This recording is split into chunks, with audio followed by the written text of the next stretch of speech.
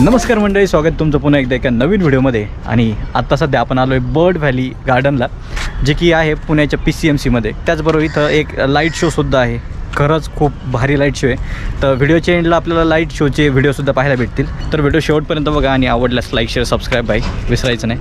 पुण्याच्या पिंपरी चिंचवड या भागामध्ये आपल्याला बर्ड व्हॅली उद्यान पाहायला मिळते। उद्यान खूप भव्य दिव्य असून उद्यान हे हायवेच्या बाजूलाच आहे। समोर एक खाऊ गल्ली सुद्धा पाहायला मिळते। उद्यानाची वेळ आहे दुपारी 12 ते संध्याकाळी 7:30। त्याचबरोबर इथे आपल्याला भव्य दिव्य अशी पार्किंग सुद्धा पाहायला मिळते। जसं आपण उद्यानामध्ये एंट्री करतो, समोर आपल्याला महाराजांचा पुतळा पाहायला मिळतो। तिथूनच मग मेन एंट्री गेट आहे। एंट्री गेटमधून आत एंट्री केल्यानंतर आपल्याला समोरच पाहायला मिळते ते म्हणजे बोटिंग साईड। आपण या ठिकाणी बोटिंगला जाऊ शकता, पण त्याआधी सेफ्टीसाठी तुम्ही सेफ्टी जॅकेट घालायला हवे। तर बोटिंगचे चार्जेस आहेत प्रति व्यक्ती 50 रुपये आणि या खूप मोठ्या अशा तलावामध्ये आपल्याला बोटिंग केली जाते। तर गार्डनला येण्याचा टायमिंग तुम्हाला थोडक्यात सांगून देतो। तर दुपारी 12 ते 7 हे गार्डन ओपन असतं, त्याच्यानंतर 7:30 वाजता असतो तो म्हणजे लेजर शो। तर इथला लेजर शो भाई खरंच खूप खास आहे। त्याचबरोबर तळ्यामध्ये आपण पाहू शकतो बोटिंगसुद्धा आहे। तर मोठ्या लोकांसाठी म्हणजे प्रौढ व्यक्तींसाठी जवळपास 50 रुपयाचं तिकीट आहे बोटिंगसाठीचं। आणि गार्डनचं तिकीट जर बोलायचं झालं तर लहानांसाठी 5 रुपये आणि मोठ्यांसाठी प्रौढांसाठी 10 रुपये असं हे तिकीट पाहायला मिळतं आहे।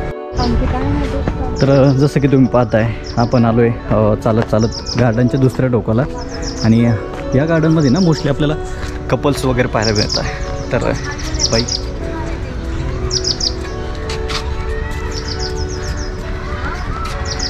तर मोस्टली कपल्स वगैरे आपल्याला या ठिकाणी पाहायला मिळत आहे। तर बर्ड व्हॅली गार्डन कपलसाठी फेमस आहे असं म्हणता येईल। तर लोकेशन सिम्पल आहे, PCMCमध्ये याचं लोकेशन आहे। गुगल मॅपला टाकलं तर तुम्ही आरामात तिथं पोहोचून जाशाल। एक मोठासा चौक आहे, चौकाच्या एकदम समोरासमोर आपल्याला हे गार्डन पाहायला मिळतं आहे। गार्डनमध्ये जसं जसं आपण पुढे येतो आहे तर थोडंसं गार्डनिंग केलं आहे बघू शकतो। आणि आज संडे आहे मित्रांनो, आणि संडेमुळे थोडीशी गर्दी पाहायला मिळते। आणि one of the famous location आहे PCMCमधलं, तर तुम्हीसुद्धा इथं यायला आणि या गार्डनला व्हिजिट करायला विसरायचं नाही। तिकीट एकदम सिम्पल आहे, छोटंसं तिकीट आहे, 10 रुपयाचं तिकीट, लहान मुलांसाठी 5 रुपयाचं तिकीट। त्याचबरोबर पार्किंगचं जर सांगायचं झालं तर पार्किंग फी आहे 2 व्हीलरची 5 रुपये। सो म्हणजे भारी आहे, लोकेशन तर एकदम खतरनाक आहे।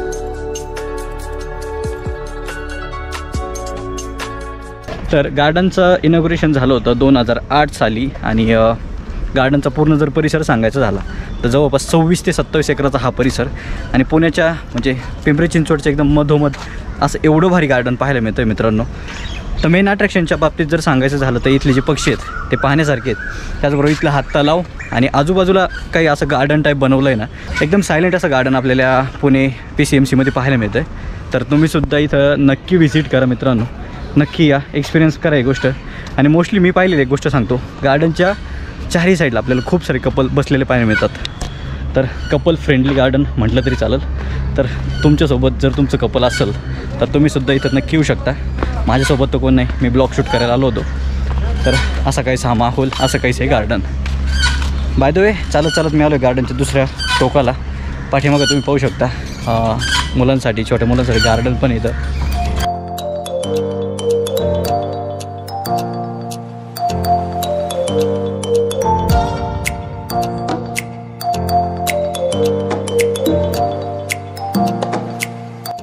तर काही वेळ चालत आल्यानंतर आपल्याला पुढं एक असा टेकडीसारखा भाग पाहायला मिळतो आहे। ही जागा आपल्याला जसं आपण गार्डनमध्ये एंटर करतो थोडं डाव्या बाजूने आपण जसं 10 मिनिट चालत येतो ना, तर हे अशी एक टेकडीसारखं पाहायला मिळतं। आणि टेकडीच्याच अपोजिटला आपल्याला खाली एक जागा आहे, तिथं आपल्याला पाण्यापाशी जाता येतं।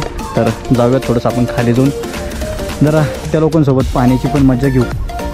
खाली तळ्याकडे जायचा हा रोड आहे, तो आता तळ्याकडे जाऊया आपण।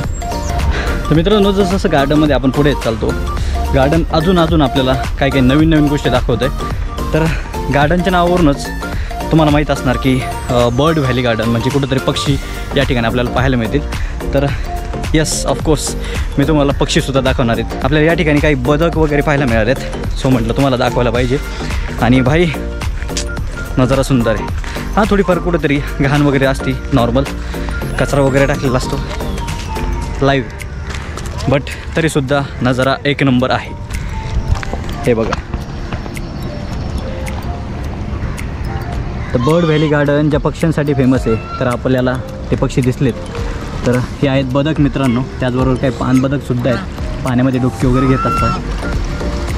ह्या साईडला मला पाहायला मिळेल व्हाईट कलरची ही बदक, जे की तुम्ही पाहू शकता किती भारी असा एन्जॉय करताय पाण्यामध्ये.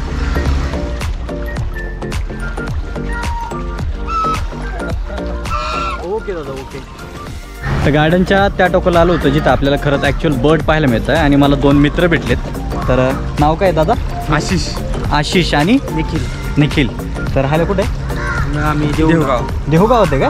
अच्छा, देहूचा तुमचा व्हिडिओ टाकलाय मी, भंडारा डोंगरचा. ते मंदिर चाललंय ना तिकडं. हां. तर बर्ड व्हॅली गार्डन कसं वाटलं? जबर एक नंबर आहे. ॲक्च्युअल जे बर्ड आपण पाहायला, म्हणजे ज्या नावावर आपल्याला बर्ड व्हॅली गार्डन असं नाव ठेवलं आहे या गार्डनला, तर ॲक्च्युअली आपल्याला बर्ड इथं पाहायला भेटले. आणि कसं वाटलं आपल्याला बदक वगैरे बघून, पक्षी वगैरे बघून? खूप छान वाटलं, जबरदस्त. काय करा, चला. तर चॅनलला सबस्क्राईब वगैरे करायला सांगा, सबस्क्राईब पण करा, व्हिडिओ बघत चला आपले. ठीक आहे, चला. तुमचे सगळे व्हिडिओ लाईक करतो. ओके दादा, चला, धन्यवाद. थँक्यू. तर भारी वाटतं असं बाहेर आल्यानंतर हे सगळं असं बघायला. आणि खूप भारी नजर आहे. अजूनसुद्धा आपल्याला त्या टोकाला जायचं आहे. अजून आपण गार्डनच्या मध्यभागी आलो आहे, तर अजून एक हाफ पोर्शन बाकी गार्डनचा. तर बघूयात अजून काय काय गोष्टी तुम्हाला दाखवायला भेटतात, मलासुद्धा पाहायला भेटतात. तर ब्लॉगमध्ये कंटिन्यू राहा आणि व्हिडिओ आवडल्यास लाईक, शेअर, सबस्क्राईब नक्की करायचं आहे बाई.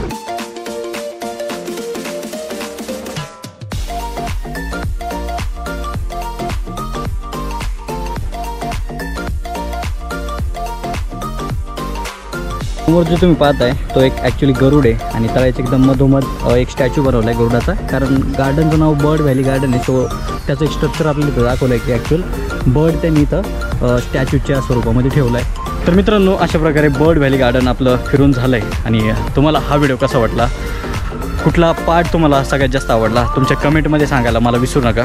तर भेटूयात पुढच्याच अशा एका भन्नाट व्हिडिओमध्ये. तोपर्यंत काळजी घ्या, सुरक्षित राहा. जय महाराष्ट्र.